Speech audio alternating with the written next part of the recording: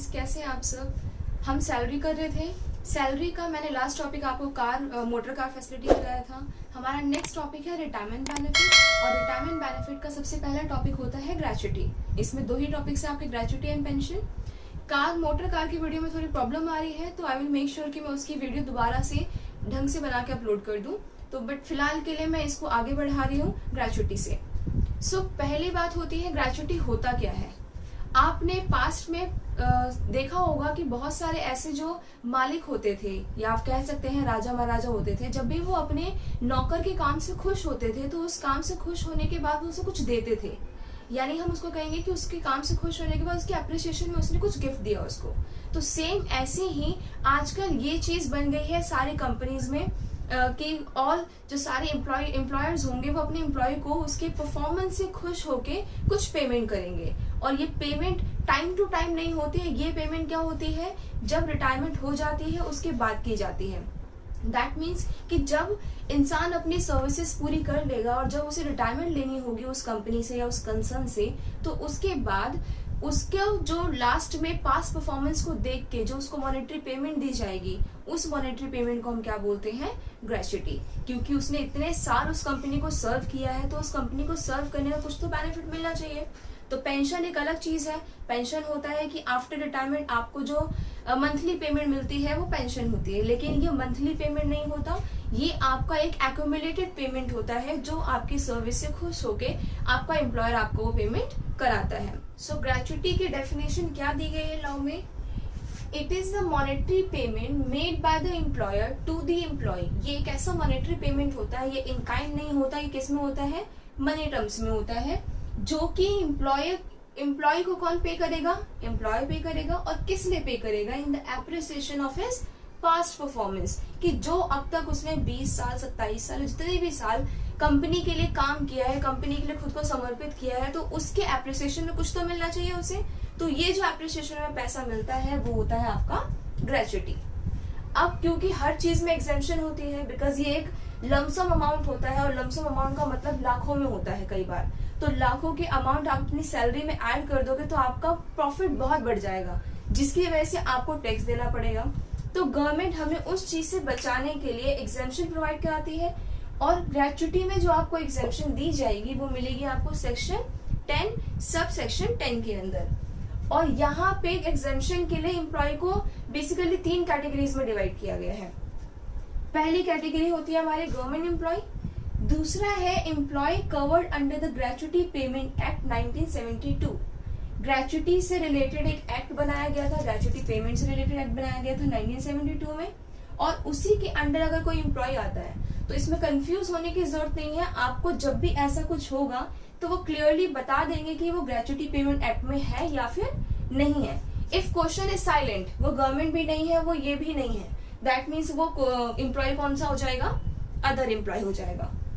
ये जो type of employ है, ये टाइप ऑफ एम्प्लॉय सिर्फ इसी के अंदर होगा और किसी में ये एम्प्लॉय नहीं होगा, बिकॉज ये स्पेशली ग्रेच्युटी के लिए बनाया गया। तो आप एग्जाम्पशन कैलकुलेट करेंगे। सबसे पहले गवर्नमेंट एम्प्लॉय को क्या एग्जाम्पशन मिलेगी। गवर्नमेंट एम्प्लॉय के केस में आपका जो क्वेश्चन है ना बहुत सिंपल हो जाता है। तो जब भी गवर्नमेंट एम्प्लॉय होगा और इसको मिल रही होगी ग्रेच्युटी, तो उस केस में उसकी सारी की सारी अमाउंट ऑफ ग्रेच्युटी क्या होगी, फुल्ली एग्जेम्प्ट। मतलब उसे कुछ टैक्स ही नहीं भरना है। अगर उसको लास्ट में जब वो रिटायर हो रहा है उसको ग्रेच्युटी के नाम पे 6 लाख रुपए मिल रहे हैं, तो वो 6 के 6 लाख एग्जेम्प्ट कर सकता है, मतलब उसे कुछ भी अपनी सैलरी में ऐड करने की जरूरत नहीं है। अब इसके केस में और इसके केस में आपको कैलकुलेशन करनी पड़ेगी, ये हम आगे देखते हैं। चलिए आइए देखते हैं फिर इसमें किस तरीके से कैलकुलेशन करनी है। ग्रेच्युटी एक्ट पेमेंट के अंदर 1972 में जो एम्प्लॉय आएंगे उनकी एग्जाम्पशन की कैलकुलेशन इस तरीके से होगी, और ये आपका सेक्शन होगा 10 सब सेक्शन 2 में, और जो गवर्नमेंट एम्प्लॉय का था वो सब सेक्शन 1 में आ जाएगा। तो ये मिनिमम ऑफ दी फॉलोइंग, आपको 3 ऑप्शंस दिए हैं, इन तीनों में से जो सबसे कम होगा वो मिल जाएगी आपको एग्जाम्पशन, यानी वो आपको अलाउड होगा जितना आपने ग्रेच्युटी रिसीव किया है उसमें से माइनस करने के लिए। एग्जाम्पशन का मतलब हमेशा यही होता है कि जितना आपको मिल रहा है उसमें से आप कितना पैसा माइनस कर सकते हो। तो पहला पॉइंट है हमारा actual amount of gratuity received. आपने अभी तक नोटिस किया होगा, हम सैलरी के एंड पॉइंट पे आ गए हैं कि एग्जाम्पशन का फर्स्ट पॉइंट वही होता है जो हमें एक्चुअली मिल रहा है। तो आपको आपके एम्प्लॉयर से जितना भी पैसा एक्चुअली मिल रहा है, 10 लाख 5 लाख जो भी मिल रहा है, आप इस पॉइंट में डाल देंगे। नेक्स्ट है 15 डेज सैलरी। अब यहाँ पे वर्ड आ गया फिर से सैलरी, और एज आई सेड कि सैलरी वर्ड का मीनिंग हर जगह सेम नहीं होगा। जहां जहां आपको सैलरी दिखेगा उसका मतलब वहां पे अलग होगा। दैट मीन्स आपको उस पॉइंट के लिए सैलरी बार बार निकालनी पड़ेगी। तो यहाँ पे सैलरी क्या है आगे देखते हैं। 15 दिन की सैलरी लेनी है आपको for every completed year of service. जितने भी साल आपने काम करे हैं, 27 साल 28 साल, जितने भी साल आपने काम करे हैं उतने साल की निकालनी है। And part thereof in excess of 6 months. अगर मान लीजिए कि आपने काम किया है 25 साल 4 महीने, तो आप उसको कंसीडर करेंगे 25 साल, फ्रैक्शन में नहीं निकालना। लेकिन जैसे ही आपका जो मंथ है वो 6 महीने से ज्यादा हो जाएगा तो हम उसको कंसीडर कर लेंगे 1 साल। अगर ये 25 साल 7 महीने होते तो आपका जो आपने पूरा टर्म ऑफ सर्विस दिया वो कितने साल का माना जाएगा, 26 साल का। तो 15 दिन की सैलरी पहले निकालेंगे, फिर जितने साल आपने काम किया है उतने साल से मल्टीप्लाई कर देंगे, तो आपका टोटल आ जाएगा कि आपने इतने साल में कितने दिन की सैलरी निकाली है। और अगर कोई सीजनल एम्प्लॉय है, सीजनल एम्प्लॉय का मतलब है कि सीजनल एम्प्लॉय मतलब होता क्या है, दैट मीन्स कि जो वो कुछ महीने काम करता है, कुछ महीने खाली बैठा होता है। तो जब हम पूरे साल काम कर रहे हैं तो हमने कितने दिन की सैलरी निकाली, 15 दिन की सैलरी। अब मैं साल के कुछ ही महीने काम कर रही हूँ, या फिर मान लीजिए आधे महीने काम कर रहे हैं, 6 महीने काम किया, 6 महीने बैठे हैं, तो अब 15 दिन की सैलरी तो नहीं निकालेंगे। तो अब हम उसको आधा कर देंगे और कितने दिन की निकालेंगे, सिर्फ 7 डेज की सैलरी निकाली जाएगी इस केस में। और लास्ट ऑप्शन है आपको फिक्स अमाउंट ₹20 लाख। इससे पहले ये 10 लाख था, इसी साल से ये अमाउंट चेंज हुआ है और कितना हो गया है 20 लाख। इन तीनों में से जो सबसे कम होगा वो मिल जाएगी आपको क्या, एग्जेम्पशन।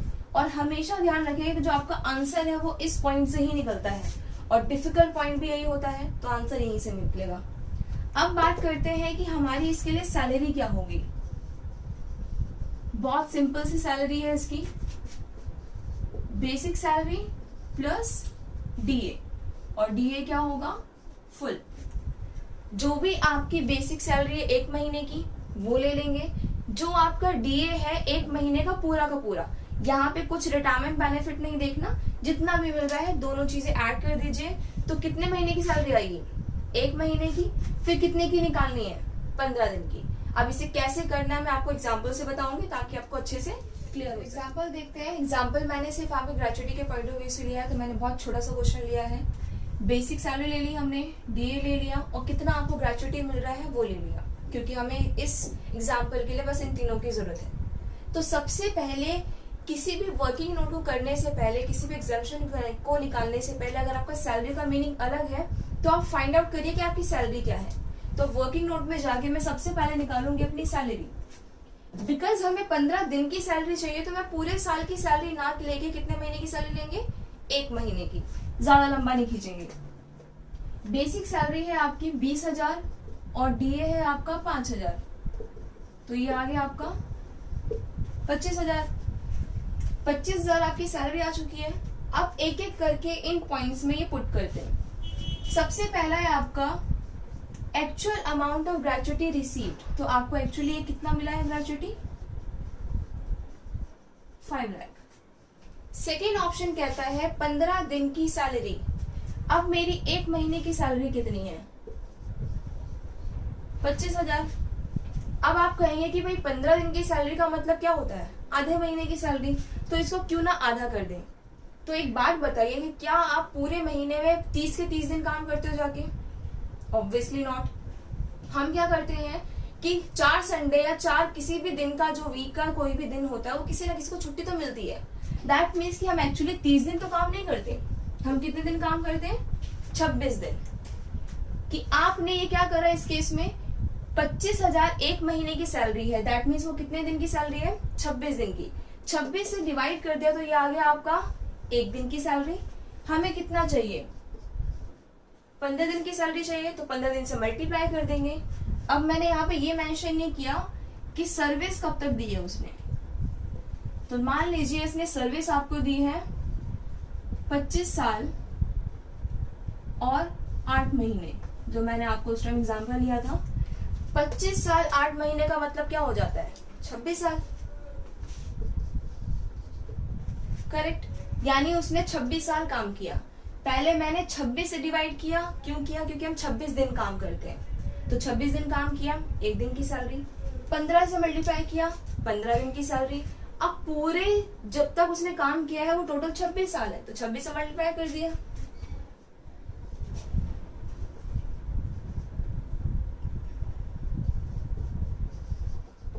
ये आ गया 3,75,000। अब बताइए कि इन तीनों में से सबसे कम अमाउंट कौन सा है? 3,75,000। जैसे मैंने आपको बताया था, आंसर आपको यहीं से निकलेगा। तो आपको एग्जाम्पशन कितने की मिल जाएगी? 3,75,000। सो जब भी आप कैलकुलेशन करेंगे यानी परफॉर्मा में अमाउंट डालेंगे, तो अपने 5 लाख में से यानी जितना आपको मिला है उसमें से आप क्या माइनस कर सकते हो? 3,75,000। तो आपको सिर्फ कितना पे टैक्स देना है? 1,25,000 पे। नेक्स्ट आते हैं हम अदर एम्प्लॉय पे। अब अदर एम्प्लॉय को कितना एग्जेम्पशन मिलेगा?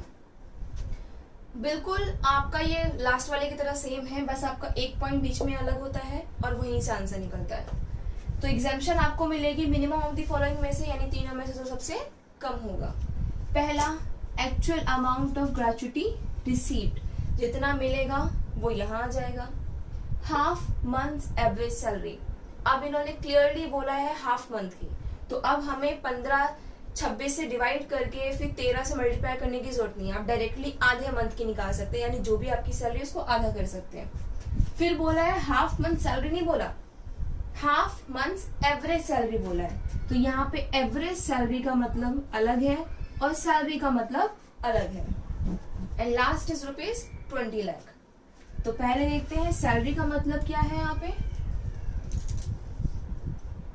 सैलरी होती है यहाँ पे आपकी बेसिक सैलरी प्लस डीए। बस ये जो आपका डीए है वो होगा आपका रिटायरमेंट बेनिफिट का।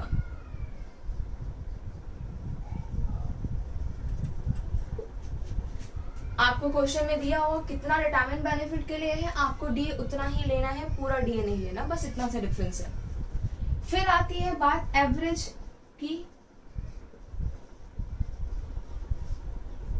तो इसके अकॉर्डिंग जो एवरेज सैलरी होता है वो 10 महीने की एवरेज सैलरी होती है।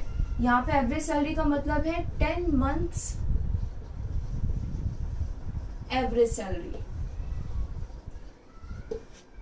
मान लीजिए कि आपको एक महीने की जो सैलरी है वो 20,000 रुपये मिल रही है, ठीक है। 10 महीने की एवरेज सैलरी निकालनी है, तो अगर हम इसको 10 से मल्टीप्लाई कर देंगे तो 10 महीने की आ गई।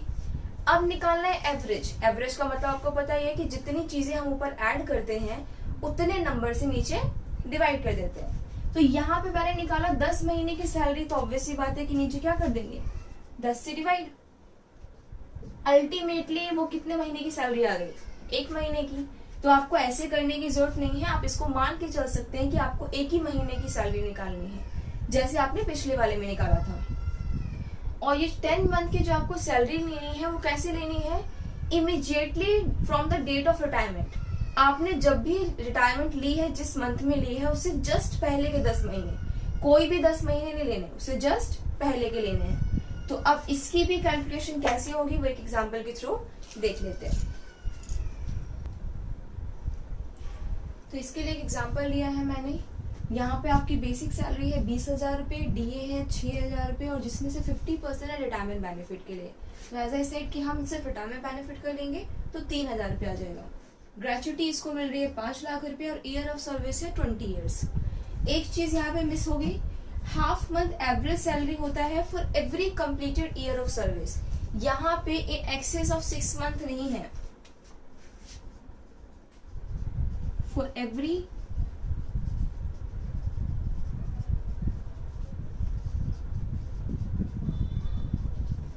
दैट मीन्स कि आपको जितने साल पूरे हुए हैं सिर्फ उतने ही साल लेने हैं। आप चाहे 20 साल 8 महीने हो, 20 साल 9 महीने हो, लेना कितना है, सिर्फ 20 साल। अब इसको कैलकुलेट करते हैं। तो यहाँ पे हम सबसे पहले इसकी सैलरी निकालेंगे। सैलरी कितनी आ जाएगी, बेसिक सैलरी है 20,000 रुपये, प्लस डीए है रिटायरमेंट बेनिफिट वाला 3,000 रुपए, तो टोटल आपकी सैलरी आ गई 23,000 रुपए। ठीक है, अब यहाँ पे डालेंगे इसको एक एक करके actual amount of gratuity received. तो आपको एक्चुअली कितना ग्रेचुटी मिल रहा है? 5 लाख। नेक्स्ट हमारी कैलकुलेशन है half month average salary for every completed year of service. तो आधे महीने की एवरेज सैलरी, एक महीने की एवरेज सैलरी कितनी है? 23,000 रुपए, यानी आएगा 23,000 रुपए आधे महीने की। तो इसको क्या कर देंगे हम? आधा कर देंगे। For every completed year of service, तो टोटल हमने सर्विस कितने ईयर कंप्लीट करी है? 20 साल।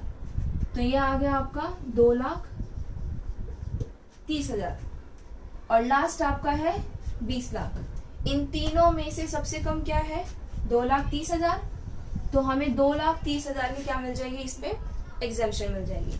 आप 5 लाख में से इसको माइनस कर देंगे, बच गया आपका 2,20,000। ये आपका हो जाएगा टैक्सेबल और बाकी सब एग्जेम्प्ट। अगला टॉपिक हमारे रिटायरमेंट बेनिफिट का है पेंशन। पेंशन वर्ड आप लोगों ने बहुत बार और सबने ही ऑलमोस्ट सुना होगा कि पेंशन होता क्या है। पेंशन का मतलब होता है जब हम आफ्टर सर्विस रिटायर हो जाते हैं, तो रिटायर के बाद सरवाइव करने के लिए कुछ पेमेंट की जाती है, उस पेमेंट को बोलते हैं पेंशन। आज तक आपने पेंशन के नाम पे यही सुना होगा कि आपको मंथली पेंशन मिल रही है, कभी आपने ये नहीं सुना होगा कि उसको इकट्ठा करके भी पेंशन दिया जा सकता है।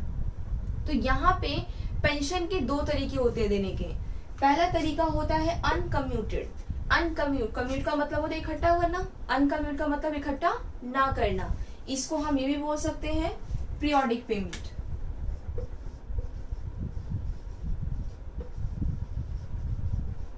यानी जो आपको सैलरी की तरह ही मंथली बेसिस पे दिया जाए, तो ये पीरियोडिक पेमेंट हो गया। और दूसरा होता है आपका कम्यूटेड पेंशन। कम्यूटेड का मतलब है कि आपने बोला कि भाई मुझे पीरियोडिक नहीं चाहिए, आप ऐसा करिए कि जितना भी आप मुझे पेंशन देने वाले हैं उस पेंशन का कुछ पार्ट या फिर सारा पार्ट आप मुझे इकट्ठा करके अभी दे दीजिए। तो वो जो पेंशन होगी वो क्या होगा? Commuted pension.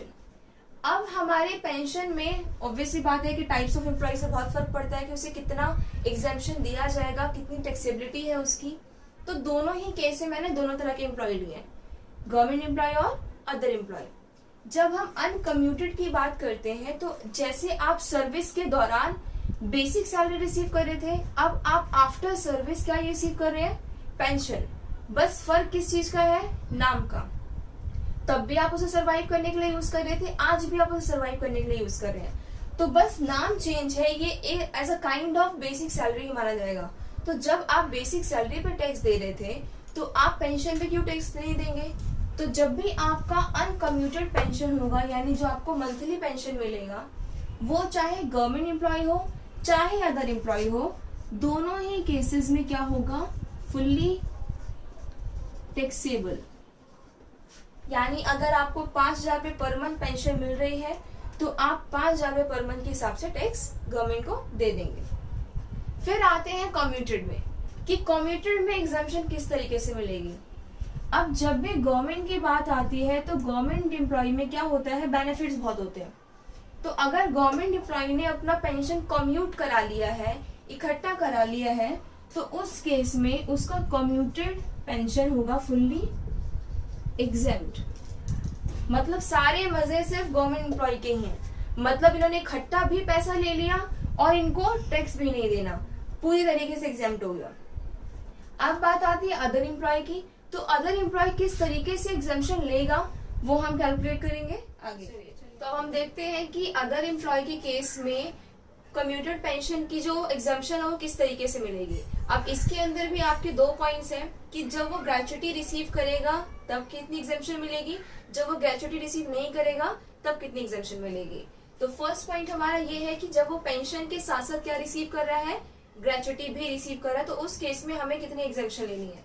तो यहाँ पे मैं आपको कोई एक लाइन जो होती है इसकी पर्टिकुलर जो लॉ में लाइन लिखी है वो नहीं बता रही हूँ, क्योंकि वो बहुत डिफिकल्ट है लर्न करने के लिए और थोड़ी समझने के लिए भी। तो इसलिए मैं क्या कर रही हूँ कि आपको एक एग्जाम्पल बताऊंगी, एग्जाम्पल के थ्रू आप बहुत जल्दी उसको समझ जाएंगे और आपके दिमाग में वो चीज फिट भी रहेगी। तो एग्जाम्पल ले लेते हैं कि मान लीजिए एक एम्प्लॉय ने अपनी पेंशन अनकम्यूट रखी पहले, और वो रखी 3,000 पर मंथ। बट बाद में उसके दिमाग में आया कि क्यों ना ऐसा करते हैं कि इसका जो 50% है, 50% पेंशन कम्यूट करा लेते हैं, और जो 50% पेंशन उसने कम्यूट करा लिया, तो कम्यूट कराने के बाद उसको कुछ इतना अमाउंट मिला, 60,000 रुपए।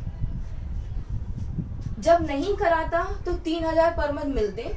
अब क्योंकि उसने इसमें से 50% कम्यूट करा लिया है और इकट्ठा पैसा ले लिया 60,000 रुपए, तो अब उसको अनकम्यूटेड कितना मिलेगा? 3,000 तो नहीं मिलेगा। अब कितना मिलेगा सर? 1,500 पर मंथ, क्योंकि आधा वो इकट्ठा ऑलरेडी ले चुका है। अब बात करते हैं एग्जेम्पशन की। एग्जेम्पशन में करना क्या है आपको? जितना उसने कम्यूट कराया है, यानी 60,000 रुपए, ये 60,000 रुपए मैंने यहां ले लिया। ये 60,000 रुपए कितना परसेंट था? 50%। आपका ये जितना भी परसेंट होगा, ये जितना भी पार्ट होगा, आप उसको 100% में कन्वर्ट करोगे। अगर ये 50% था तो इसका 100% क्या होना चाहिए? ऑब्वियसली बात है, इसका डबल होगा, 1,20,000 रुपये।